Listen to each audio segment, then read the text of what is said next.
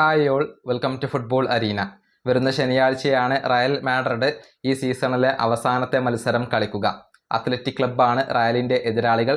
ഈ മത്സരത്തിന് വലിയ പ്രസക്തിയൊന്നുമില്ല, കാരണം ലാലിഗ കിരീടം FC ബാഴ്സലോണ സ്വന്തമാക്കിയതാണ്.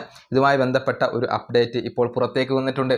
ഈ മത്സരം വിനീഷ്യസ് ജൂനിയർ കളിക്കില്ല. റയൽ അദ്ദേഹത്തിന് വിശ്രമം നൽകിയിട്ടുണ്ട്. അതായത് ബ്രസീലിലേക്ക് പോകാനുള്ള ഒരു അനുമതി റയൽ മാഡ്രിഡ് നൽകുകയായിരുന്നു. അതുകൊണ്ട് തന്നെ അദ്ദേഹം ഇപ്പോൾ ബ്രസീലിലേക്ക് മടങ്ങി എന്നാണ് സ്പാനിഷ് മാധ്യമങ്ങൾ കണ്ടെത്തിയിട്ടുള്ളത്. കഴിഞ്ഞ ദിവസത്തെ ട്രെയിനിങ്ങിൽ വിനീഷ്യസ് ജൂനിയർ ഇല്ലായിരുന്നു. അദ്ദേഹം ഇപ്പോൾ ബ്രസീലിലേക്ക് മടങ്ങിയിട്ടുണ്ട്. വേൾഡ് കപ്പിന് വേണ്ടിയുള്ള ഒരുക്കങ്ങൾ വിനീഷ്യസ് ജൂനിയർ ആരംഭിക്കുകയാണ്.